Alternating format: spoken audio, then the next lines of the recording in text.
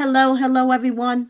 Welcome to Kiki and Kibitz. It's me, Mary, and I'm here with today's edition of Love After Lockup, Life After Lockup, Love During Lockup, Word on the Street. LaTisha has a new bench warrant issued for her. Oi. And meet the new Love During Lockup cast. Love During Lockup is premiering on this Friday. So let's hop right into this. So Letitia started off today with internet drama. Internet drama involving her husband Keith. So in one of the Facebook groups, apparently, someone posted that they were talking to Keith in the DMs months before he was released. So Letitia herself took to her gram to say, my husband did not actively get on the internet until he got out of prison in September. So if you were, quote, thought you were conversating with him, you were talking to a fake page, honey. I ran his social media until he was released. He only has one Instagram and Facebook page, and the rest are fakes with similar names. Duh. I've gotten so many pages deleted over the years, and even though your slow ass was talking to a fake page or pages, you knew that man was married and still entertained the quote thought and thought you were being cute by posting nonsense. Just sad. So, as you can see here in the Love After Lockup Unfiltered Facebook group, someone says, "Yeah, he was in my inbox for a whole month before it got out, so I hope they're doing good." And someone drops a gif like, "Ooh." So the person who said that goes on to post some messages that she said is from Keith, and it says, she says, "What's up?" He says, "I'm cool, but I'm holding up. Same old shit, just different day. I'm still behind the wall in here, fighting and to get my freedom back." She says, "Dang, you still locked up?" He replies, "Yeah, I touched down in a minute. Fascio shit, fam. I'm humble, hoping things change for the better." So she replies, "Damn, when you get out." He says, "I'm gonna keep my head up always. I stay strong. Glad to hear from you. Stay safe." So this is from an Instagram account, no picture, username big underscore GSWOLE underscore. Then apparently there was another message from another account.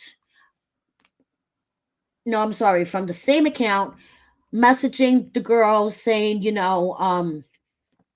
basically, yo, what's up? I'm going to get out, blah, blah, blah. So, all this stuff about fake accounts to me is nothing new because I remember back in February and I went searching through my billions and billions of screenshots for this. I reported in a word on the street that there was a bunch of fake Keith accounts out there, and Tisha posted them to her story. So, this is that screenshot from back in February. So, I know that there has been fake accounts out there, and it looks like that this chick was talking to a fake account. So not only does she have internet drama, which to me, okay, this drama supersedes any internet drama. So Tish has been involved with a case with her former landlord of her Waterloo office, and that we saw that she was moving into during her first season of Love During Lockup. It said that she was expanding her business and she was signing a lease for another office. Well, she broke the lease for her Waterloo office due to issues with her landlord. So her landlord, basically, to make a long story short, filed a civil case against her. Now, so as you guys can see here, this case goes all the way back to December of last year. That's when the claim was first filed, to make a long story short. So this is all the activity that has been on this small claim against Letitia's business.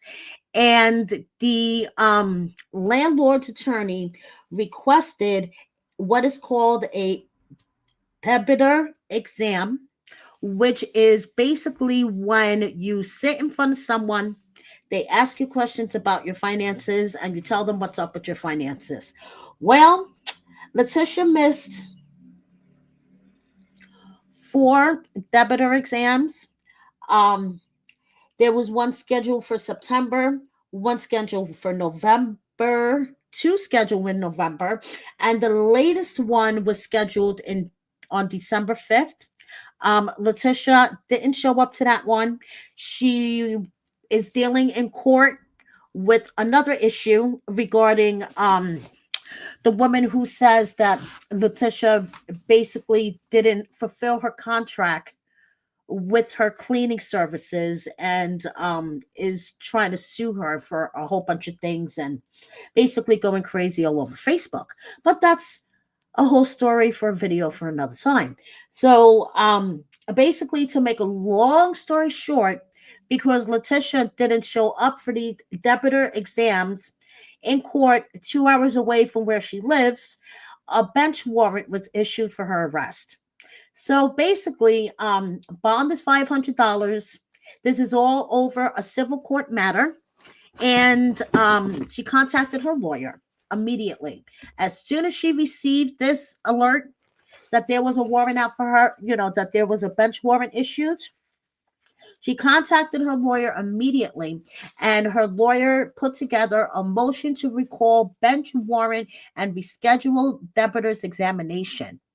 Okay, so Letitia is basically saying that she acknowledges her obligation to comply with court orders and sincerely apologize for missing the scheduled appearance.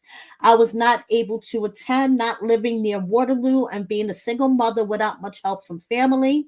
I currently reside over 2 hours away from Black Hawk County and request the court's understanding of the logistical challenges I face. Request for relief. In light of the above, I respectfully request the court recalls the bench warrant issued for my failure to appeal, that the debitor's examination be rescheduled at the court's earliest convenience, that the court allow me to appear remotely if possible, or grant sufficient time to ensure my appearance at the rescheduled hearing. So basically, she affirms her willingness to comply with all future court proceedings and to cooperate with the plaintiff in resolving this matter. And yes, so that is being submitted to the court because honestly, Letitia already has enough problems on her plate. She doesn't need, in my opinion, a petty matter to have a bench warrant issued. I mean, this started out as a small claims court. Okay, she is currently facing second degree theft charges. She was arrested for that back in February. So I really think having a bench warrant issued for a civil court case, kind of crazy, but that's just my opinion. Okay, so wishing her all the best, and I will let you know once I have updates. So there you go. To make a long story short, and you heard it here first. So, Love During Lockup is premiering this Friday, and we have a whole new set of casts. So anyway, the Love After Lockup Instagram account, that's what I'm trying to say, is posting the couples one a day. Okay. So yesterday we were introduced to Tia, 32, a medical records examiner, and Rob, who is also 32, who is in for first degree robbery and credit card fraud. So direct from the Love After Lockup WeTV page, we have Tia, 32, one child from New York, medical records supervisor, and Rob, 32, no children, in New York, first degree robbery and credit card fraud. Now, the two of them, Tia, a single mom, eagerly awaits the release of her boyfriend Rob, only to face unexpected challenges as his priorities and honesty come into question. From requesting strippers to discrepancies about his living situation, is Rob genuine or is Tia getting played? I think Tia's getting played and we haven't even watched anything yet. So now we get introduced to the second couple. We have Sam, 29, who is an EMT, and Crystal, 29, who is in for aggravated assault with a deadly weapon. So, Sam, 29, no children, located in Texas. He's an EMT. And Crystal, 29, who is also 29, also no kids, also located in Texas. Her crime is aggravated assault with a deadly weapon. And hey, WeTV, you spelled aggravated wrong. Okay. And I'm a pretty bad speller. Yeah. So you guys may want to correct that. Just saying. Okay. Anyway, so their story is Sam, an EMT and a hopeless romantic, moved to Texas and married Crystal, a woman he met through a Prison Pal website, despite never spending time with her outside of prison, as Crystal faces 7 more years behind bars. 7 more years. That is crazy. Tensions rise with her grandmother, Rita, growing closer to Sam. Meanwhile, doubts about faithfulness begin to surface, putting the strength of their relationship to the test. Okay, so this is two out of what? Five couples. So we shall see. Okay. Love During Lockup premieres this Friday, and stay tuned as always for my weekly recaps. So now moving on, Troy and Zaria are filming again. Okay. As I reported in my previous video, Zaria's looking for a bar to film a girls' night. And Troy basically said that they were filming in Buffalo, new scenes, new individuals. Stay tuned. The thing that cracked me the fuck up about this was the Facebook Meta AI summary of Troy's status. It said, what people are saying. Viewers express mixed feelings about upcoming film scenes, with some eagerly anticipating new content and others criticizing the drama and stress caused by previous episodes. Concerned about editing, authenticity, and the well being of individuals involved are also raised. That shit is fucking hysterical to me. I don't know why, but it is. So Troy is spending time with baby Troy, and he went with his siblings to his brother's grave. So spending family time around the holidays. Zaria, it takes to her Facebook to talk about her wedding and her wedding dresses. So she says, so everyone always asks, when you having another baby? And I'm always like, wedding first, because I want my body to be tea in my wedding dress, and I just want to have fun during that time. Fast forward, I went to look at wedding dresses, and already it's a full circle moment because it ends up being at the same place I got my prom dress and used to model for. In the past 8 months, Troy's completely changed my eating habits and helped me get my pre-baby shape back. And let me tell you, every dress was fire and it fit me to perfection off the rack. Needless to say, I don't know how I'm going to decide, and my mom said I need 3 dresses. LOL, shaking my head. Thanks, Dad, in advance. Love you, Pookie. Okay. So someone in the comments decides to say, another baby, when your son is not even in your home, ma'am, your priorities are done the fuck up for real. Go get your son. And Zaria responds to her by saying, my son lives with us. Who the fuck do you think you are commenting on someone else's child? Mind your business. And the person that wrote the original statement says to her, I sure hope so. Zaria clapping back in the comments. Don't talk about her child. Don't fuck around. Tennie and Rob, okay, spending couple time going to Teeny's holiday work party, just doing the couples thing. They went live on TikTok to address the whole Teeny putting her hands on Rob's mom, Kate, first. Let me just share that with you guys in case you haven't had a chance to see it yet. Yeah, they went live on TikTok right after the episode last week, and this is what they had to say.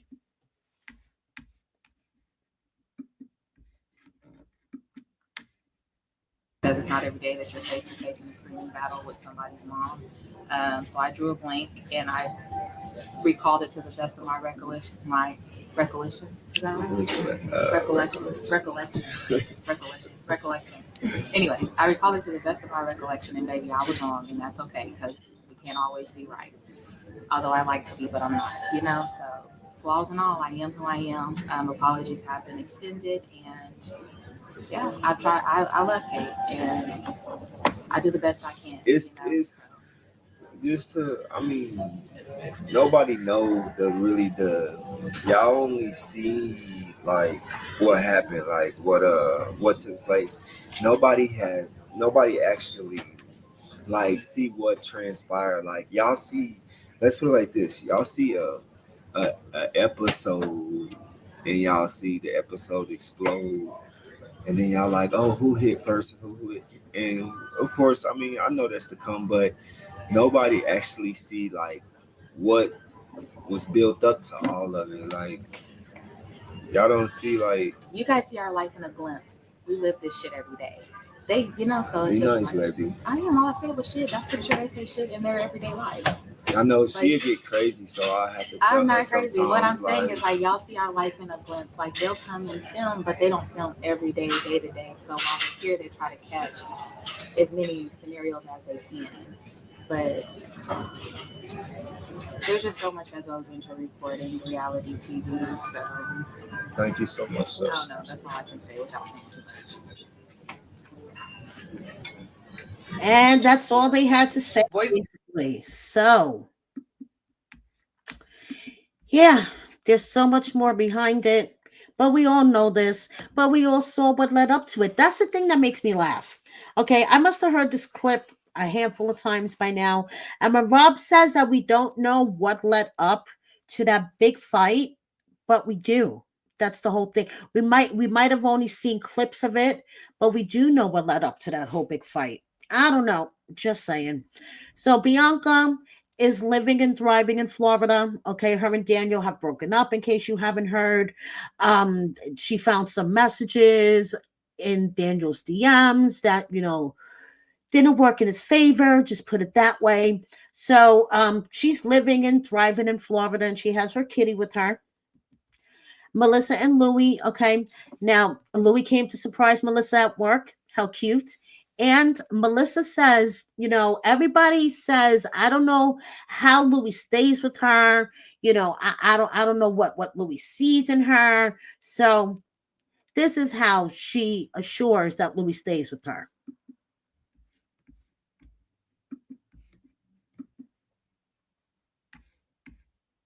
I know you guys are always asking me, how do I get Louie to stay with me? Let me show you how. You will love me forever. I am nice to you all the time. I appreciate everything you do. When I snap my fingers, you're going to wake up and tell me how much you love me. Babe, I just want to tell you that I love you and thank you for being you. You're the greatest. Hypnosis works every time, guys. Okay. When it comes down to it, when it comes down to the nitty gritty, hypnotize them. So before I wrap up this edition of Word on the Street, just a couple of miscellaneous updates. We have Key Rock feeling the drink vibe, and we have Mike, aka Montana Mills, doing the football thing, rooting for the Giants. And in case you were wondering about that pillow that was in bed with Justine, it was a fan gift, okay? A customized fan gift. So, speaking of babies, congratulations again to Eris and Cam. Baby Lyric is born, and baby Charlie is like, who the F is this kid? Adorable, adorable. So speaking of babies, okay, Deontay and his baby mama Addie, they had a sonogram done on their baby, and the baby is healthy, strong heartbeat. So that is fantastic, and I wish them all the best.